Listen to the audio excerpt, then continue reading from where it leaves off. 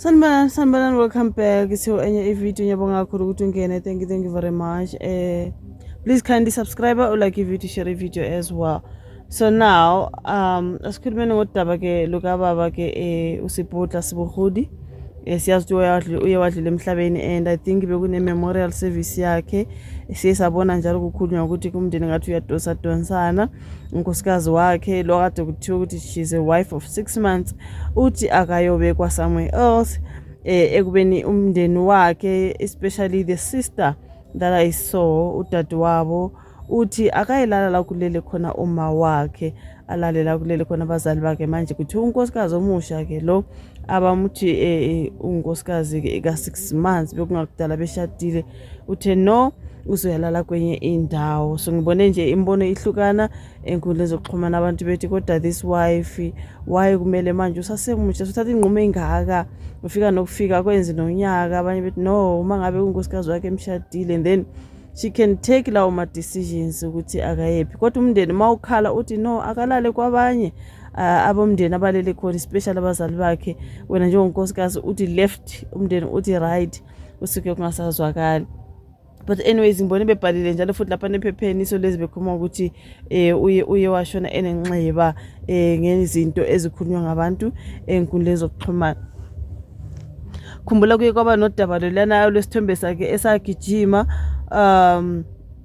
esaphila, kodwa uthi babeshutha somewhere khona, babeshutha iqiniso uthi babeshutha somewhere. Abantu basebemdescribe umzimba bethi awubuke, unkosi yami uKenneth Mashaba nguye osenje, ngathi akaphilile kahle. Inkosi yami ama-actors nama-actresses laba abantu bayahlupheka, but this entertainment industry yahlukumezana, unjena akanjena. Kusho ukuthi leyo nto lena yiye yamkhathaza njengoba bekhuluma ngokuthi uye wadlula emhlabeni ebalabala ngabantu abakhuluma kakhulu ey'nkundleni zokuxhumana. Sikhulume kuningi lapha nesiye sakukhuluma ey'nkundleni zokuxhumana. If you can remember, sithe emva kweviki elilodwa mhlawumbe amabili sasesizwe ukuthi akayikho emhlabeni. Ngizwa abantu bethi kodwa bebonakala kule siyasithombe ukuthi akaphilile ngoba kukhuluma khona siyohlezi sikhuluma guys. Kuthiwa uhambe neseyibona indlela yakhe futhi imudla ke le eyokuhlekisa ngaye ke lapha nenkundleni zokuxhumana ubaba ke uSiputla Sebogodi, you guys, oshone nge-15 zikaJuly. Uye wazakhela idumo ke ngokudlala indawo lapha neKenneth Mashaba ku-Generations. Ushone emva ke kokuxinwa isifo sikashukela mabesho. Muva nje uSiputla wabesema-10 kusabalala isithombe sakhe engikhuluma ngaso ehlele emgaqweni eMakhanda Eastern Cape, lapho ade eyolingisa khona emdlalweni weshashalazi Black Moon, umdlalo obukhonjiswa kwi-National Arts Festival. Babeshilo abantu bathi guys they were shooting, okay, kodwa abantu bona bakhuluma ngomzimba bathi hayi umzimba wakhe buka usenjani, buka ngathi akaphilile, buka ngathi hayi izikhulumi, you know what I mean. So kukhulunywa futhi nangenkonzo yomngcwabe kade khona guys no esikhumbuzo sakhe ebithanyelela phana ke inqwaba yabalingisi esibabonile bekhuluma yogazi asebenze nabo. Sesabona nogogo uLydia Mukhokoloshi, if you remember hela phana kukumantsha ka Scheme Sam, wayenguma wakhe kulesi story sakudala kwakuthiwa ebophilo kisimphego, engumama kaNkusheng, ubaba Sebogodi engunkusheng.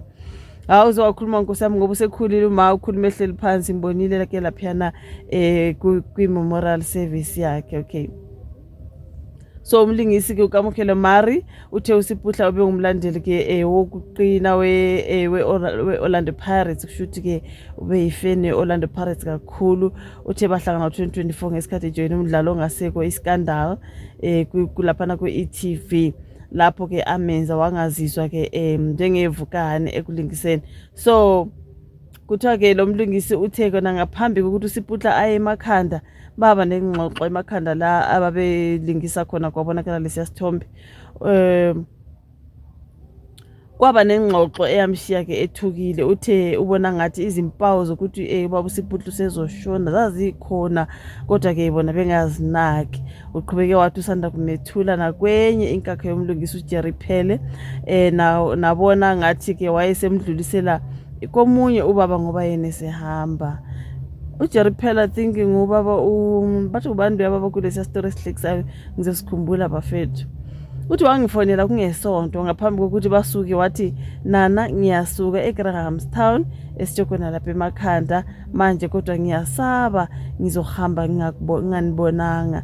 Ngathi hayi baba, uma ke uzofika, uma ubuka wena uzofika nini? Wathi eTatakusa, kodwa ufuna ukuya ngqo ePolokwane. Ebusuku wafonela upartner wakhe wathi vele ngizohamba ngingasanibonanga ngabo 2 eNtatakusa. Wathi uyeza. So utheke wayesekameleni lakhe ngesikhathi uSiputla efika, futhi iphimbo lakhe lalingazwakali kahle ngenkathi efika lapho, waqonda embhedeni nje walala. Uthe kuseni waye engenalutho. Ngathi yini ngisola ngathi kunento ngifihlela yona? Wathi akunalutho. Ematasatasa nje fona ezwakala ethi ngiyayizonda lento abantu abayisho ngamaciko, ayikho mnandi. Ubaba wami washone nenhliziyo ebuhlungu ngenxa ke yezinto ebezisematheni.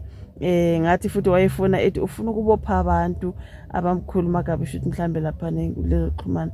Umngani wakhe uThomani Makwarela uthe endleleni ebuya eMakhanda uSiputla wamfonela wamtshela ukuthi uyahamba yena uyashona. Can you believe it? Ngathi nakho ke ngoba ke wayengaqali ukusho eminyakeni edlule wathi uyahamba ngesikhathi ethola ukuthi unoshukela. Kulokho wathi ukhuluma iqiniso. Wangitshela ukuthi ke uqale ngokufonela izingane zakhe kodwa akazitholi. Wathi uyezwa emzimbeni wakhe ukuthi uyahamba. Oh, so sad. Enye inkonzo yesikhumbuzo sikaSiputla ngathi ke Thimbo, inkonzo yesikhumbuzo sikaSiputla obephinda acula umculo wokholo izoba seJackbots Hall ePolokwane namhlanje ngo-12 emini. Inkonzo yomngcwabo yona ke isilandela ke kusasa njengoba kuyiSaturday kusasa. Mhlawumbe ividiyo uzoyibona sekuyiSaturday. Kuzobe kunenkonzo yomngcwabo ehholo elifanayo ngo-8 ekuseni ngaphambi kokuthi ayofihlwa ke emathuneni aseSilicon khona ePolokwane. Ngingabona lapha on the news they interviewed usisi wakhe, umama lwana obonakala ekhala ku video ethi akinyaka lo wabona wathi bam-interviewile wathi noma ke akusenani usezohamba ke khona lapho azobekwa khona ngaseSilicon okusho unkosikazi wakhe, ngoba yena ufuna ukubona ukuthi umfowabo ulele kuphi, kodwa abavumi njengomndeni kube uyalala la kulele khona abazali bakhe, not ukuthi hayi khona ngapho ngaseSilicon ngiyazi ingakuphi kwendawo. Bakhala nje ngokuthi umama lo uthatha uSiputla amse somewhere ekubeni umndeni ulele ngapha, abavumelani lakho sebezoyakhe ukuze beyobona ukuthi ube kwapi. Ibhlungu into yakhona ungathi emamelisisa. Mina ngiyacabanga yabona ngiyimi unkosikazi kaSiputla, sengiyasho phela hypothetically speaking, bengizomiyeka alala kulele khona abazali bakhe. Why kuzofanele ngimhlukanise nefamily yakhe lele khona? Ifamily ithi hayi asimbekeni la ngoba mina nakho sengingunkosikazi nginama rights ke manje nizothi nakinyaka urayi kwa ngiyakuyisha kwa umhlukanise nomndeni wakhe. Ay guys, for me anyway, umbono wami awubalekile kulokho, sengiyasho kodwa ukuthi I feel like no man, wayengamiyekanga alale nabazali laba lele khona. Why separate him from angazi man? Yo angazi bafethu. Uyabona nje ukuthi badabukile laba ifamily, badabukile ukuthi hawu kodwa that's why kuze kube nenkulumo lethi musathi waye wa 6 months, musathi wa 6 months ukulo ayibona. So for me I feel like kube kodwa Nkosi yami umyeke walala nomndeni. What's wrong with that? Noma ngunkosikazi wakhe ngoba nakho ngine right ukuthi angisho ukuthi umyeni wami ngimbekaphi, kodwa kumele ngibheke ukuthi umndeni ukuphi to separate him to there. Angazi bafethu abantu asifana. Hayi uvola ka comment section, like ivideo, subscribe, share. Sengathi umoya wakho ungalala ngokuthula. Asibonane ku video elandelayo. Bye.